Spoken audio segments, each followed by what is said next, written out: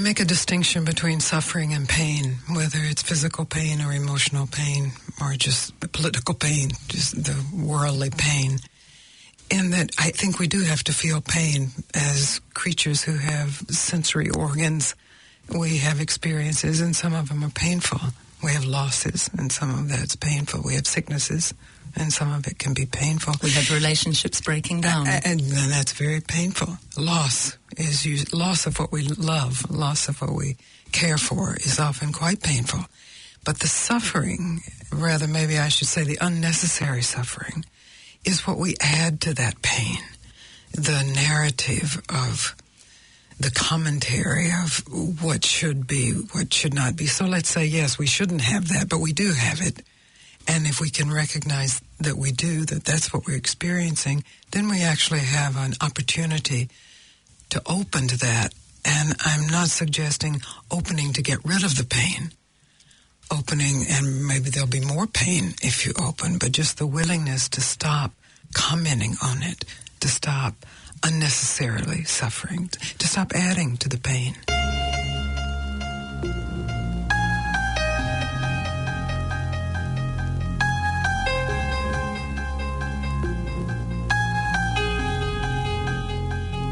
Hi, this is Bruce Lipton, and you're listening to Green Planet FM. Kia ora, greetings, and welcome to Green Planet FM 104.6. I'm Tim Lynch, and I trust that you are doing well. I invite you to stay with me over the next hour as we discuss and find ways to take care of our unique and magnificent green planet Earth. I'm Liz Gunn, and a very warm welcome to today's show with Gangaji. 10 years ago, I walked into a hall in Sydney on a friend's casual recommendation. You know, Liz, she said to me, all this counselling work you're doing to improve your marriage, to reconcile your anger and hurts from that childhood, that alcoholic mother, why don't you just try a different path? Why don't you meet me tonight at the introductory evening for Gangaji and hear what she has to say about like all this ongoing suffering you're doing? Who's Gangaji, I said. That's what we're investigating today, along with many other things. And if you stay with this show, and I hope you do, by the end I think you will feel as excited about a different kind of future as I felt that decade ago. So I showed up that night. I showed up to a packed Sydney hall with what I can only describe as a presence. That's the only way I can really do justice to Gangaji, and you'll hear that as we go through this next hour. There she was on stage, not a high stage, very, very welcoming, very much at my level, as lost as I was in that era of my life. She was calm, she was gentle-voiced, she was broadly smiling a lot of the time. She had a delicious laugh that you wanted to hear more of. She was open-hearted. She was a loving presence at a time that I desperately needed love in my life. With people like me going up, she was relaxed. She was open. It's that Māori beautiful idea of a kōrero, a discussion that's based in respect and listening and offering a very gentle guidance, a very gentle opening, but connecting all the way through with where that person who is expressing their pain, our pain, we all have had it, we've all known it. She was connecting with where each of us was. I remember feeling mesmerized as I left that hall. I didn't quite understand what I'd seen then, but I was mesmerized. I was mesmerized enough that I wanted to go back, and I went back several other years when she visited Sydney. Mesmerized really by the idea that there is another whole way to approach life, instead of wrestling with it as I was, instead of battling it, instead of fighting with how life is showing up and how I thought it should be showing up, or how it had shown up in our collective past.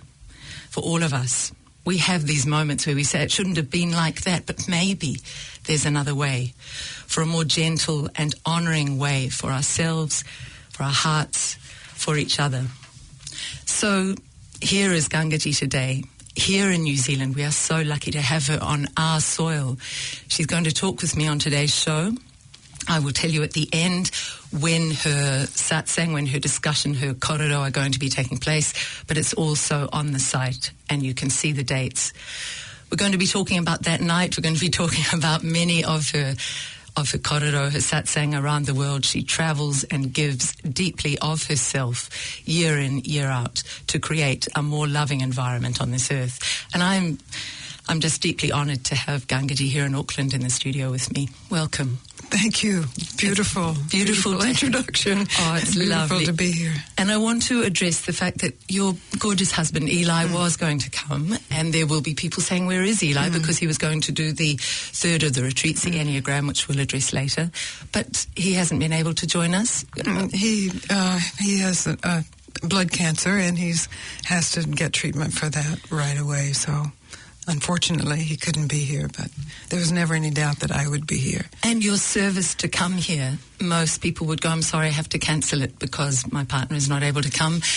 It's an act of the deepest service, Gangaji, and I think many of us found it very moving that you would come. I might have had the situation been different, but he's not suffering right now. It's just has shown up in blood tests. It's not that he's on his deathbed, and I didn't leave him that way.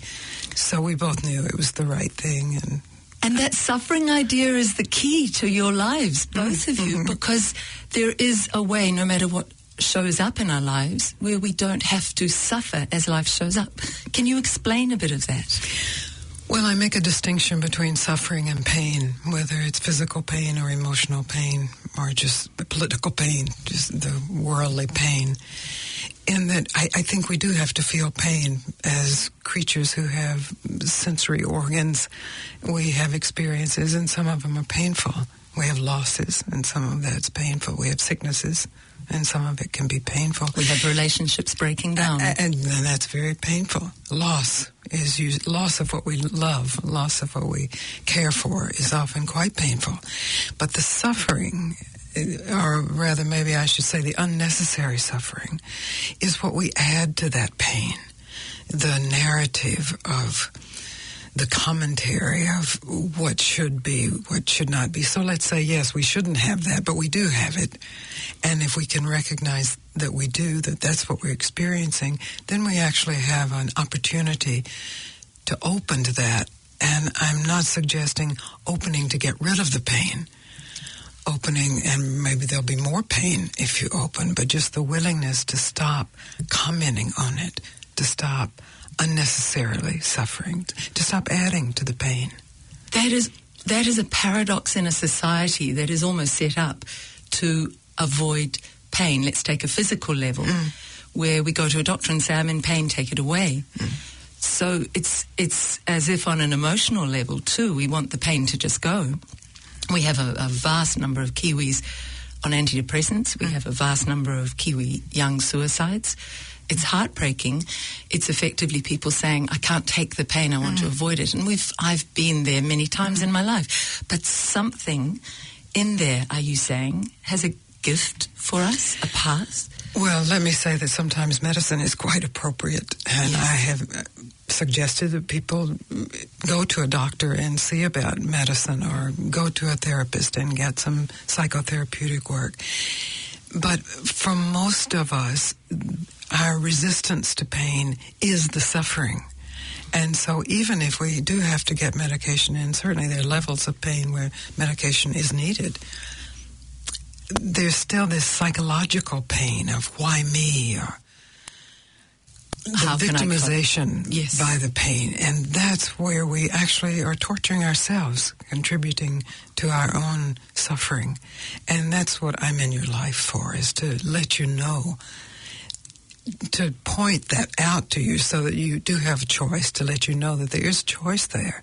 You can acknowledge the pain, you can tend to the pain, you can change the pain or get rid of the pain, but you can also open to the pain. And yes, then there's a great opportunity. It's startling. And you've seen this many times in your work around the world, where the person who is in such fear of experiencing their own inner turmoil stops experiencing that fear and experiences the turmoil itself. Yes, I would say the turmoil is quite often an avoidance of the fear. And the fear is usually about losing something. I mean, our ultimate fear is the fear of death. We'll lose this life, and we love this life, even if we're in pain a lot with it, and there's a lot we may not like about it. We don't want to lose it. We don't want to die. We're made to not want to die. That's just the way we're programmed. And that's the ultimate loss. So all these other losses that appear in a normal life, loss of health, loss of youth, loss of relationship, loss of career, loss of success, whatever it may be, that's little death happening all the time. And each one of them then, each of these losses is an opportunity to be willing in that moment to die. And that's what most humans are busily trying to avoid, uselessly trying to avoid, because we will die. And in fact, we have lost. Much has been lost. And if we're willing to meet that openly without this commentary and without this hope that meeting it will make us not lose it, then there is a great discovery, and it's right here. It's really discovering the truth of who you are. So much in that answer, so much beautiful, fertile soil, because the discovery is a very individual one. This is not a pat, formulaic thing, is it, Gangaji? Each person who comes up on that stage and is welcomed by you makes their discovery to their level of their comfort in that moment. Over the years I came to see you, there were Satsang, there were kororo where I really got something and I opened. There were others where I struggled. There were others where I thought, I've gone back from last time when I saw her. But each time I knew that I was making little openings in myself. That's really what this is about. It's very gentle. It can be very gentle. I'm happy to hear it's very gentle. For me, I've found there is a kind of ruthlessness that has to happen where you're willing to take responsibility for how you're contributing to your own suffering, and through that, the suffering of the world, the suffering of the planet. And that's a moment of retreat, a moment of actually opening your mind to, in fact, what you are saying to yourself about anything, relationship, the world, your personal pain, and then to recognize that in that moment of seeing, discovery, what you are saying, you actually have the choice to stop saying anything, to stop giving your attention to your commentary about pain, and instead just give your attention to the full experience, pain, bliss, joy, whatever it may be, just to lose the commentary for a moment, to suspend it. It's natural to think. We're human beings, we're thinking creatures, but we don't realize that we are not compelled to think, that we actually can choose to stop. Retreat, I think, is what it is. And this is my teaching, my offering really comes from my teacher, Papaji, and his teacher, Ramana Maharshi, who had to face death. He just was overwhelmed with the fear of death. And he lay down on the floor and he actually faced that, rather than running to the priest or running to meditate or drinking something or being distracted. He just, as a 16-year-old boy, chose to lay on the floor and experience death, and he awakened. He recognized his body would die. The person he thought he was would die. The personality, the life experiences, the history of that person would die. It would become nothing. That he would lose everything. Everything would be lost. Wow. But what in that discovery of everything being lost, he discovered what could never be lost. And that's the truth of who he is. And it's the truth of who you are. And so my role is actually very simple. It's to invite you to that, to support you in that, and to challenge you in that, to recognize that the truth of who you are is life itself. The life that animates your form and that at a certain point in time will no longer animate your form, was before your form and during your formation and after your dissolution. This is yourself, conscious life, conscious awareness. And I don't mean it in a metaphysical kind of way of, excuse me, life after death.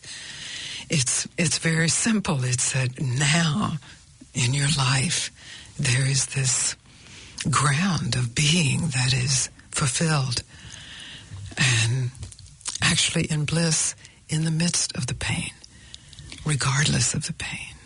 Oh, it's so beautiful. I remember a beautiful quotation I read that said, being at peace is never to be in a place where there is peace all around you. It's to be able to be at peace in the midst of the worst chaos, in the midst of the worst breakdown of a relationship, as you say, or a job, but still access that peace. Yes, and it's not that it's a technique for getting rid of the pain. It's actually opening to the pain. I mean, a pain, say, in a relationship lost, and the deep grief of that is really connected to love. Can you explain that? Well, we don't grieve losing what we don't love. If it's something we don't like, we lose it. We're actually quite happy to lose it. Yes. A bad habit, a bad job, a bad relationship. We're relieved. We're happy. But when we love and we lose, then we torture ourselves. If you open to that losing, you will find the love is still here. The love doesn't come and go. The form of it comes and goes. Wow, if it's still here, it's not dependent on anyone around us or anything we earn or do or have. Yes, it's free of conditions. But that takes real investigation, and many people now are so busy. I mean, we have every distraction in our lives now, don't we? You get on a bus and heads are down and phones are up, and people have less and less time sitting with, who am I within this busyness?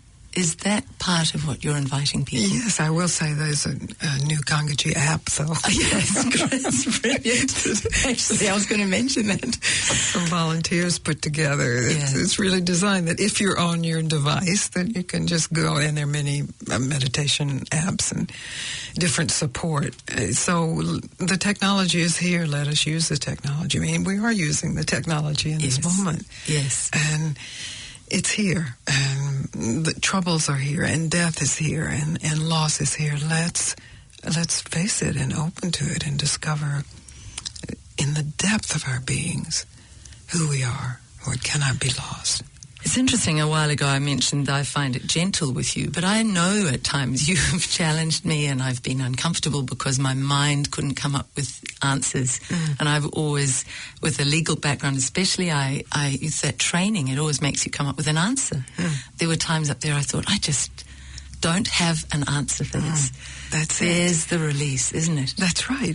We are trained to have answers because having answers is a primary means of survival. And we are trained to survive. And yes, may we survive. This is not anti-survival. But there is a point where your mind can go no deeper, where no answer, even if it's the right answer and the legitimate answer, the spiritual answer, is not enough. It has to be direct experience, your direct experience.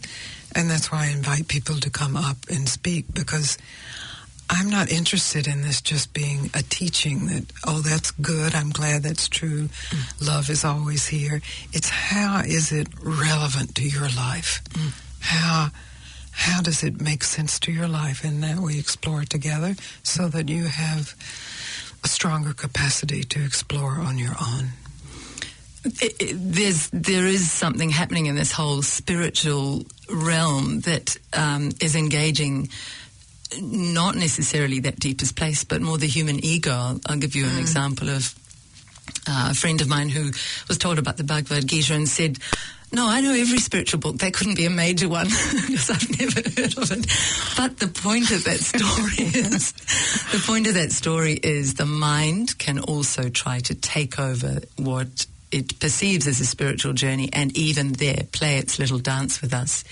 You're talking about a much deeper layer where through this, almost this gift of our own pain, we drop beyond the mind's little tricks and games and clevernesses, aren't we? We're dropping. The mind is designed to take it over. That's another mode of survival, and so it's not even wrong that the mind will do that. That's what it's made for. To conceptualize experience. But when we recognize that that's the way the mind is made, is to conceptualize experience, we can stop following the concept. It's like, oh yes, that's the concept. It's a beautiful concept, a true concept, but the direct experience is deeper. So then we are pulled back into not knowing, to having no concept of what is deeper. That doesn't even make sense. And for that, you start with, well, what am I experiencing right now? And that's a very individual question. You have to ask that yourself. And already, that's direct experience. You may like what you're experiencing or not like it. That's irrelevant. That's the mind's commentary. But in your willingness to experience whatever you're experiencing, fully and deeply, you will find the ground of experience. And the mind's not separate from that, but it just can never control that, can never successfully conceive of that. So this is almost beyond words. Ironically, we're in a word situation here, but it is that feeling place. I think for those who remember the wondrousness of Mandela coming from that South African prison, nearly 3 decades in a prison for standing up for the black people in Africa. And I'll never forget his words, which to me are close to what you're saying. He said they could take everything from me. Even his eyesight in the quarries where they made him work, the white quarries. But I would not give them my soul. That's it. So this is what each of us in our lives, with the pains that show up and the seeming injustices and the seeming wrongs, we have that choice whether we give our soul and lose ourselves, or we say, no, I'll find something else here. That's it. Mandela is a great model for that, a great teacher. And how he ripened in that horrible situation of prison, how he deepened because of his resolve to be free. And the burning pain he was in, and the burning suffering. Yes, it burned him. Yes, and that burning, if not welcomed, I wouldn't say, oh, I love my burning, but met. And that's then a maturing force and a deepening force. And Mandela, St. John of the Cross, we have Martin Luther King, we have so many beautiful examples throughout history, the Buddha, the Christ. Metaphor of Christ on the cross, my goodness. It's perfect. And feeling forsaken. And then the redemption that follows that absolute feeling of forsakenness, then you're here. You have never been anywhere else. But it can't be manufactured. It can't be described. It can't be fed to someone. That's right. So why does your method work? And it's not a method. Why does your being with a person in that place? I will never forget the last time you and Eli came. In the last day, beautiful Eli said, there is something that happens in this room with all of us over 2 or 3 days that deepens it. And I could feel that, but when I tried to describe it to friends, the words deserted me. But it was the being in the room that actually helped. That's beautiful watching you online, and I love that. But there is also an aspect of being with you in this satsang, this meeting, that I feel has a connectedness, an energy. I can't describe the words. Are you able to? I think it's a mystery, I would say it's true for everyone. So whoever is listening to this may feel no connection and may feel a strong connection. It's mysterious. Or may feel something later. Yes, ultimately. that's right. It's not resonance. It's not, I can't say. I went to many teachers before I found my teacher, and I loved many of them, and I gained immensely from the different teachings. But when I met my teacher, I knew, I have to pay really close attention. And I think that that's what often happens in retreats. We're there for a specific issue, and that is to be free, to wake up, to discover what does not come and go. And so there's a power in gathering for that. All of our conversations that happen are happening in the context of that. And that's support for your own awakening.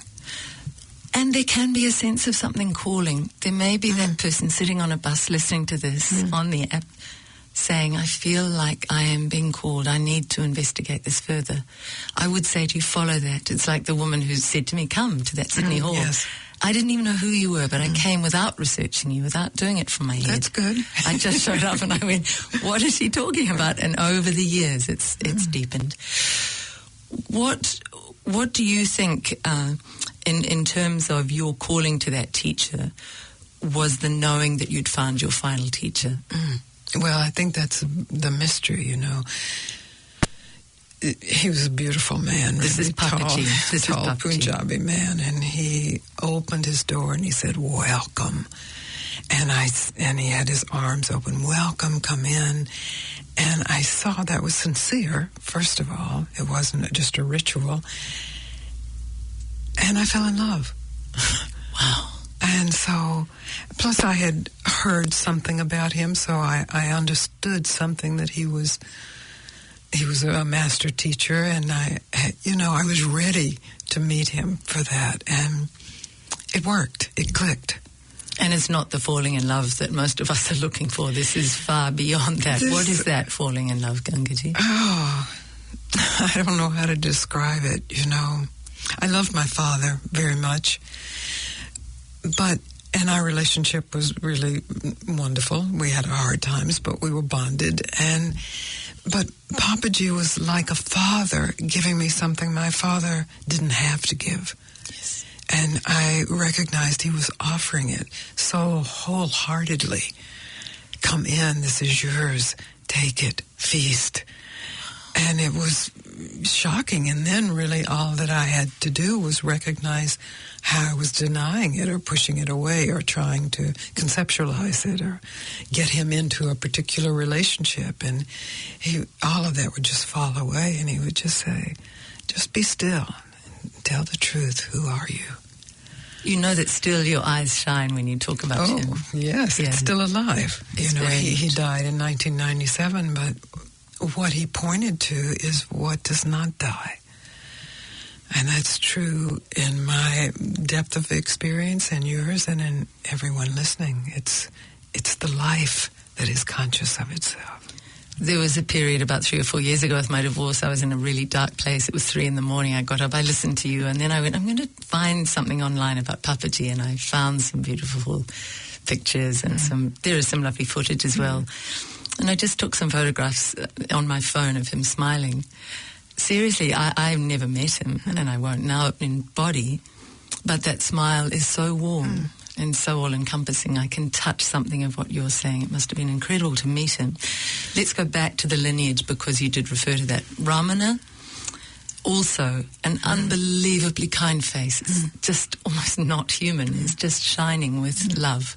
Isn't he? Yes. So what was his story? Can you encapsulate a bit of this lineage that's come through these two, Papaji and Ramana? Just briefly, he was a regular kid, and his father died living in India as an Indian kid. He was not particularly religious. He had some religion studies, but he liked to play sports. That was his main thing. He was 16 years old, and his father died, and he experienced in that time period a great fear of death. And that's when he actually chose to just lay on the floor and experience that fully, to discover what dies. And his body felt like it was going into rigor mortis, and he had a mystical experience, and an experience that waked him up from his life. And from that experience, he actually stole his brother's school money and ran away. Wow. To Tiruvannamalai, where Arunachala is a holy mountain. And he had seen the name in a book, and he knew he had to be there. And his mother finally found him there, and he begged him to come back, and he had to be there. And he spent 11 years in silence. In a cave on the mountain? In a cave, yes. And this a 16-year-old boy, runaway homeless kid, in silence with other kids taunting him and throwing rocks at him, being bitten by mosquitoes and other vermin, and just in silence, in the bliss of his own self-knowledge. And then after 11 years, he began answering questions when people would answer, because he was starting to be recognized as holy. And there's a tradition for that in India, where people are recognized who have touched a mystical depth of being. And from that, an ashram grew up, and he lived until the 50s. I can't remember what the exact date is. But Papaji met him, ended up coming to see him, and it's a great story. I'll just tell it. I don't know if you have room to include it. It's a wonderful story. Yes. So Papaji was searching for a teacher. He had beautiful experiences of Krishna appearing to him, and he would dress as a milkmaid, a gopi, and he would dance with Krishna, but then Krishna would leave, and he would mourn Krishna, and he wanted Krishna to come back. His mother was a Krishna bhakti too, and so he was looking for a teacher. He was a grown man, he had a family, and he was an engineer, and he went to different ashrams, and different teachers would tell him different things, and ashrams are just teaching centers. Yeah, really. Teaching centers, yeah. And he got no satisfaction. And then someone came up to him and said, "What you want is in Tiruvannamalai, come there."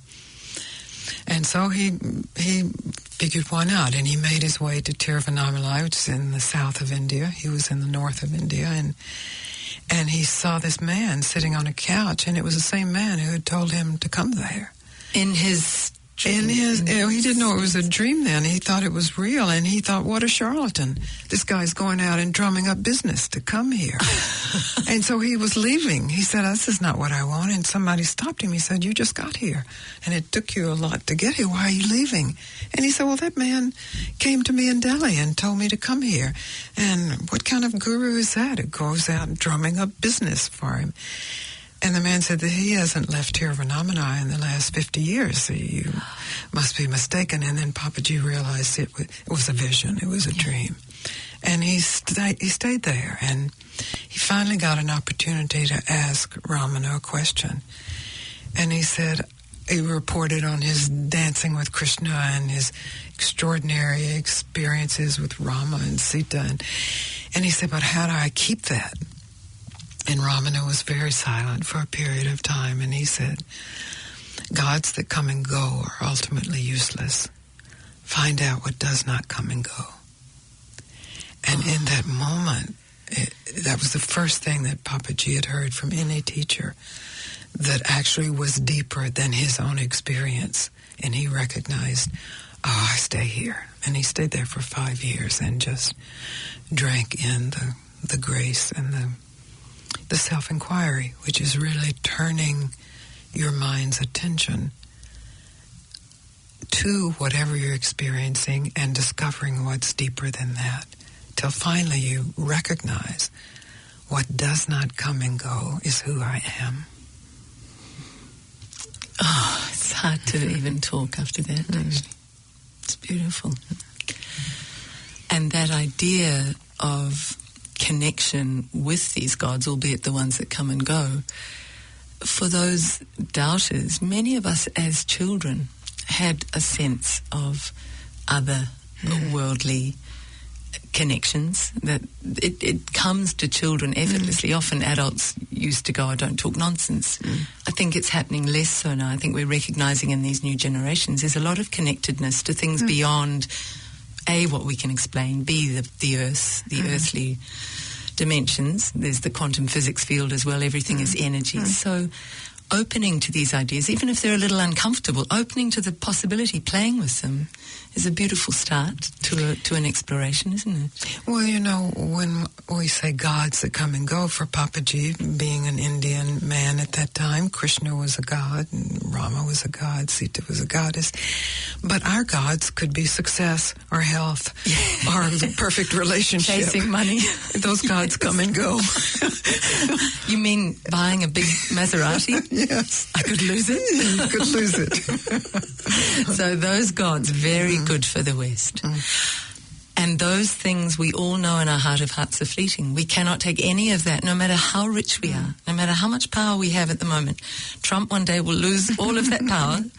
All of it will go for all of us and what is left. That's it. What is left? That's the question. So getting to that, I love this lineage. So then you meet Papaji. You felt something move so deeply in you. Despite all your work that you'd done, it was the same thing. Something is moving deeper than anything I've done. Was it the same for Eli? Did he have the same? Oh, yes. Actually, Eli found Papaji first. He had gone to India on a quest for some teacher, and he was actually trying to get to a Tibetan that we had met earlier, and he was waiting for a visa. And he happened to be waiting in Delhi, and he was sent to Lucknow, which is where Papaji lived, and he was waiting to get the addresses of some Sufis that he thought he would be able to go meet. Sufis are wise men who've gone to India. Yes. And Muslim wise men. And he just remembered that there was a teacher here that an American had met, and he called me to say, what was his name? And I gave him the name, and he looked him up in the phone book. So it can be quite practical. It can be very practical. And he ended up, Papaji had just gotten out of the hospital. He had been ill, and Eli was with him by himself for 5 days, just sort of tending him along with Papaji's family there. And he would write me these letters, and really these letters were vibrating that I would get. These were not just ordinary envelopes with letters, and I knew that was such good news, and then I would read it. This is the real thing. You've got to come right away. This is extraordinary. This will change everything. And Eli wasn't necessarily given over to that sort of highly expressive language. I mean, he had done a lot of things himself, hadn't he? And he'd gone down many paths. So this wasn't just a naivety. No, we had both recognized independently and together that we needed something, and we didn't know what it was. That we had great experiences. We had a very successful life at that time. I was practicing acupuncture, and he was doing his NLP therapy, but even though we were happy, there was something undone. There was something calling, and we didn't know what it was. We knew somehow we needed a teacher, and so we were looking for that teacher in very different ways, and so he took it very seriously when he saw him also. He saw him, and he was able to eat with him and be close to him, and it changed everything. It turned our lives right side up. How lucky that we were together in this, but really, when I look at my life before meeting Papaji, it was, as I've said in other places, it was essentially a story of suffering, with some good news here and there, and some definitely success and good relationship, but the undercurrent was a story of suffering, and that story disappeared because it had no place to land, to attach to. It's beautiful getting back to the gods, the modern gods that people follow. I was discussing this morning with a friend. There is no money for the person whose God is money. There is no amount of money that is enough. There is, I've got another $1 million, but I could have another 10 million if I worked twice as hard. That illusory God taunts and teases us, and we think just a little bit more and more hours at work. Or I said about the car, now I can get a bigger car. Or I quite like my wife, but I think I'll get a different wife. Or different model. A different model. But how do we face that in ourselves, that ultimately the exploration of ourselves, and it is a spiritual exploration, and there is a sort of fear in a fear in New Zealand at the moment. You'll find a lot of people apologizing almost if they have spiritual tendencies. It's become quite a secular society, and that was under Helen Clark. She was openly secular. She didn't want that, and I came back from Australia and felt a shift in New Zealand society. A lot of people apologize for that, and yet quietly in our rooms we often think, is there something more than just what I'm chasing and being? So how do you answer that when people say to you, do we need to have a spiritual foundation for our lives, Gangaji? It depends on what you want. You know, if what you want is more of what you are accumulating, I don't think this would appeal to you. But if you are called, as we said earlier, if you want really to be free, absolutely free of the tyranny of false gods, of the tyranny of our own mind concepts of how we should be and what we should have, then that desire for freedom, if you listen to it, it will reveal to you where you need to be, what you need to hear. Just as Ramana had to go and be at the foot of a mountain to meditate, just as Papaji had to go find teachers, just as we happen to be sitting here speaking as we met when you needed to hear something important in your life. Because the tyranny of false gods, I mean, it's destructive. And that's when we are willing to tell the truth about what we really want these lives to be about, what we could say on our deathbed, this is what my life was about. Was it about serving a false god? Or was it about freedom and truth and what we mean when we say a spiritual life? And great courage within that. Great courage within that. Great support. And great support. Enormous support. Support from all corners of the universe. Explain that. How have you seen it? There are people all over who want that, who want to be free, who want to serve in the deepest sense, not necessarily help, but to serve freedom, to live freely, to live truly and authentically. To live honestly. Yeah, and to live happily, joyously. So in that desire, you are supported. If you never meet that person's desire for freedom is your desire for freedom, and you're supporting each other. It's so beautiful, and how it must enrich a relationship instead of facing the other person, saying, you give me what I want, you give me what I'm missing. The two in the relationship look out to, if you like, the source, another place that they have to find, each of them. And how has that enriched you and Eli as a relationship? I mean, you loved each other before. We did, but it kept us together, I would say. It really did. Because it was bigger than our relationship. Our desire for truth was bigger than the ways we didn't get along. We're very different type people. And we would try to leave each other at different times, and something would just pull us back. And it was really this that is bigger than our relationship, that our relationship is in service to. Oh, beautiful. So you have a foundation now for a different kind of marriage and friendship and yes, and I would say really since meeting Papaji, that was relatively true before, but after meeting Papaji, it was absolutely true. The friendship that is there, I mean, I'm not saying you would necessarily stay with your partner. You might not. I have nothing against leaving your partner if that's appropriate. But the loving friendship doesn't come and go. The support for each other's awakening. And yet, within this, there's also room for us as human beings to fall and be imperfect. We're not talking about fake perfection in any way here. This is real human life playing out, isn't it? And we have imperfections, we humans. Yeah, absolutely. Absolutely. Yeah. This is not an idealistic thing. Yes. Yes. I think idealism is one of the ways we torture ourselves. And we can have ideals, but once it becomes a religion, your ideals become your idealism, then you're not free. You're bound to these pictures of what you think relationships should be, or you should be, or the world should be. And it can be subverted at any moment. So these satsang, where we sit with you and we drop into more honesty each time we see you, we go from there and we can go, okay, I can practice a more honest relationship with myself. Where am I doing the phony stuff? Where am I trying to trick myself? Where am I being real? Those are real questions. And so then the opportunity is to tell the truth.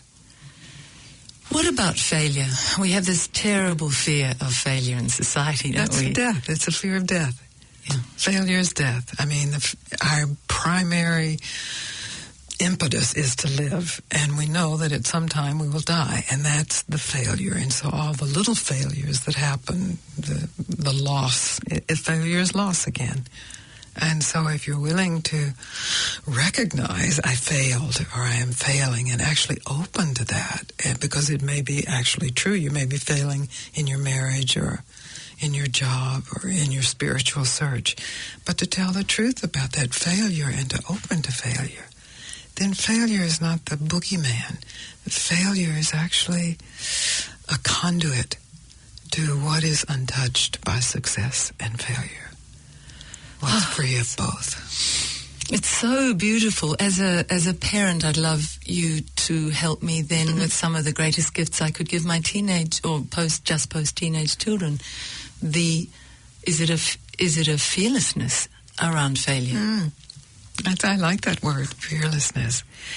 And fearlessness doesn't mean lack of fear. It just means that fear has no control over your life. That yes, many situations generate fear appropriately and often inappropriately. And so just the willingness to yes, fear is there, but it doesn't dictate your life. Such a dichotomy as a mother, because you're a mother. Yes. Because I have the tiger mother in me who wants to protect my children from pain, and I've utterly failed at that because life can be painful. Yes. But there is another part where I do recognize the pains that they've gone through in different areas of their lives do ultimately serve them as they serve me. Yes. Pain is not the enemy, and fear is not the enemy. The enemy is what we do with pain and fear in our commentary, what it means to us. And then we dissociate from the actual experience, and we wonder why our lives feel dead or empty or lifeless or inauthentic. One of the classic dissociations that I've observed in my own life and in people, the lives of people around me who are in pain, is the blaming dissociation. It's your fault that this is happening, is one of the really sticky traps humans can fall into, isn't it? Yes, it's some kind of attempt to manage the pain. And so if I'm the victim of this, then you did this to me. It doesn't work, of course, but it's just an attempt to somehow control, manage. What about someone who's doing that at the moment? Someone who's going through a marriage breakdown and saying, it's all your fault that I'm going through this. Where can they begin? Let's take a concrete example. Well, I think always where you have to begin is what do you want? And if really what you want is to find blame, find out whose fault it is, maybe that your partner is a really wretched partner and did do a lot that did wreck the marriage. Yeah. But so what? What do you want for yourself? Yes. And when you really answer that you want to live freely and joyfully, truly, then it's not that it's irrelevant what your partner did, but the conversation about your being a victim is a distraction from your own liberation, from your own freedom. So it's a story that may be accurate in lots of ways and may need to be spoken. But if it's clung to, then it's in the way. And it's self-destructive. Yes. It's never going to give the person who's blaming any joy, as you say, any happiness, anything. Yeah, it's unnecessary suffering. And we cannot control the other. No, we learn that. Yeah. Blessedly, we can't. Let's enlarge that to a political level. Many people in agonies over what they're seeing in America with the world leadership, supposed world leadership, seeming to be defiled in many ways, the environment. Panic, fear, a sense of hopelessness at times I'm seeing in some of the threads that I read online. How do you help people with those sorts of fears? Well, I'm distressed about the leadership in America, and I think we're in a precarious time. I don't know if it's more precarious than it's been before, but it's more obviously precarious and dangerous time. And civilizations have fallen throughout time. Beautiful, flourishing civilizations have imploded. So I don't know if we're at that time or not. And if we are, I am in pain about that. I grieve that. I don't want to lose democracy. I don't want to lose freedom of speech and freedom of assembly. But there's something bigger than that, too. So I marched in the Women's March the other day and really loved that. It was a women's march, just about women marching, I guess, all over the world. But it was also an anti-Trump march. And so I value living your life speaking as you feel called to speak. But I wouldn't say, as I do feel distress about Trump, but it doesn't define me. It doesn't actually touch my joy. And I do feel distress about the planet. But I'm not contributing to the distress about the planet by my own personal distress. So you stay effectively in a place that is love, that is... I don't stay there because it's not a place... There's nothing else separate from who I am. And I have moods. I can have all the moods anyone else has. I'm a human being. So I have likes and dislikes and opinions and moods. And so I'm not inviting or suggesting that that's the goal. The goal is telling the truth, and the goal is to recognize when you are suffering unnecessarily, and in that to stop suffering unnecessarily and to open to what's already here, regardless of the situation, the dire situation that may also be here.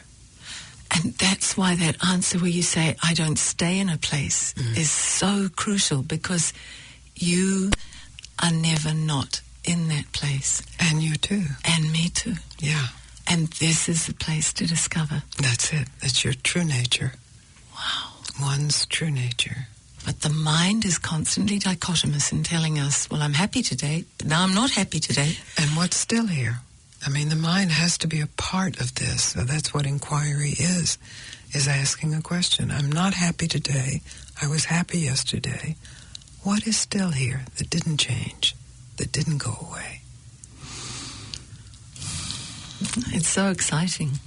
It is so exciting. So exciting. And the more we talk and the more you make these beautiful offerings, the more I want to say to myself, just shut up, Liz, and sit with that. It's something really to meditate on. I mean, people say I've meditated for half an hour today, but really meditation is a being with these sorts of ideas as we're washing the dishes, as we're driving the car. I would say it's really recognizing what you are meditating on as you wash the dishes, as you drive the car. What is your meditation? Because you're meditating on something. Is it, what that driver in front of you is doing wrong, or how late you are, or who's victimized you today? That becomes your meditation. So, and that's a meditation of tyranny.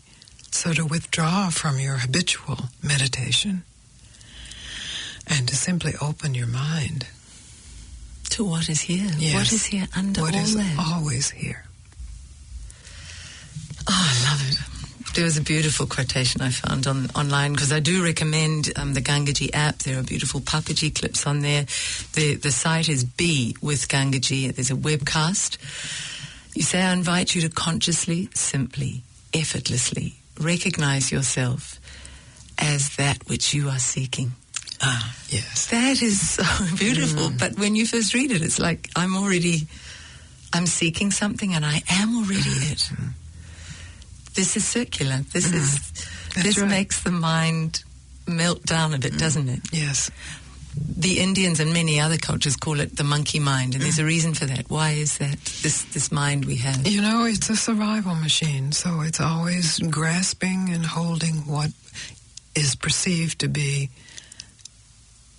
advantageous for survival. That's its nature. And leaping from idea monkeys to are idea. very intelligent, yes. And we are monkeys. We come from monkeys, so that's part of what we have. We can see that reflected in a monkey, and the intelligence of leaping from branch to branch and changing course and stopping and going. But to go deeper than that, to have a moment where survival is not the primary focus of that moment. I love survival, as I've said, and I'm happy we've survived. But now what? Now you have survived. Will you just replay the survival habit, or will you take a moment? Papaji said it takes 1/12 of a second.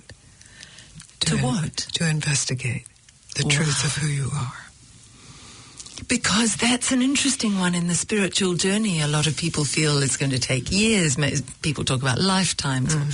I'm trying to get there. But it can happen in this moment. It is who you are. Somebody drops into who they already are. You are already that. And all the rest is an institution. It's not even a teaching, really. It's simply an invitation to stop what you are practicing in this for one moment, to stop what you're meditating on wherever you are in one moment, and tell the truth about what is always here. You've had many, many people who have had what we might call this awakening. There's a beautiful story that never left me from one of your satsang, one of your meetings. You go into prisons in America. You go through the humiliations of all the searching of all the body parts for visitors and having to face all of that. And then you talk to the prisoners. And you've had many who've had realization. You had one who really awoke in the prison in a moment. Can you tell us that story? I always loved that story. I would say there are a couple. I'm not exactly sure what you are talking about. I mean, there's Kenny Johnson, who has his own meetings now. It's that one. Goes back into prisons. And, you know, Kenny, when I met Kenny, he had been in and out of prison for like 30 years. And he was close to being what we had in America then, 3 strikes and you're out. You're in prison for life. If he had done something and gone back in, and he was getting ready to be released, and he was really nervous because he'd learned how to live in the prison life, and he was really afraid of freedom, that he would do something and turn back to crime and get caught and be in prison for life. And so there was failure of his life that was actually an impetus for his willingness to deeply, deeply investigate, first of all, what he wanted, and then to receive what was being offered, to turn his attention back. And the story he tells is that I said to him, similar to what you said about what you're seeking is already here. I said, grace never leaves you. It's always here. And it stopped him. You know, who can ever say how? I mean, it's a mystery how something works. But it worked, and he opened, and he recognized his freedom. And he did get out, and he hasn't gone back in, and he is serving others, going in and working with different prison programs to help wake up people. And this is when he first went into prison, he was a young black man pimping on the streets. A kind of lifestyle we would have no idea about. But because his deep intention, well, that's what unites us all. It finally doesn't matter about lifestyle, doesn't matter about spiritual practice or accomplishment, doesn't matter about your failures. It's really, at this point in your life, what do you want? Oh, Gangaji, what a beautiful note to end on. I just can't thank you enough for coming in today. This is what the satsang, the meetings, the kororo with Gangaji, and we're Eli here, and we send Eli our love and our respect. Thank you. Over the air and via you. But this is what it is to be in discussion in the satsang with Gangaji. So if you are interested, you can go to the Facebook page. It's called Living in Freedom, Gangaji and Eli New Zealand Tour 2018. They don't come here. She does not come here every year, and we're very lucky to have her this year. There are public meetings where you can get a taste of it. This is like the public meeting I went to in Sydney that I spoke about in my introduction. That's on January the 30th and the 31st. From February the 2nd to the 5th, there's a Living in Freedom retreat, which really in effect means you go along each day to the venue, which is in Takapuna in Auckland. From the 9th to the 12th, there's the Enneagram retreat with Jared. Now, we have not got to the Enneagram, and that is something else that you can look up online. The way the kororo today went did not take us there. And then from the 16th to the 18th, there's a small group retreat, but that one is already booked out. So there's been a lot of demand for Gangaji time. Do join us if you can at the Tai Tamariki Hall, 8 Auburn Street, Takapuna, for the Living in Freedom, a beautiful quotation from Gangaji to finish. Something deeper is calling you. It's the call of your heart. Thank you, Gangaji. Thank you so much. I invite you to be able to come to greenplanetfm.com, where we have over 400 interviews in our database, which you can readily download and listen to be able to inspire yourself to become the change you want to see in the world and become involved in caring for your children and grandchildren's future. We are also on Facebook, on Green Planet FM and ourplanet.org. Please come and love us. This is Tim Lynch. And or Lisa Eyre. And Liz Gunn. In the spirit of Aroha, wishing you a wonderful week. We look forward to being with you next week. I say, kia kaha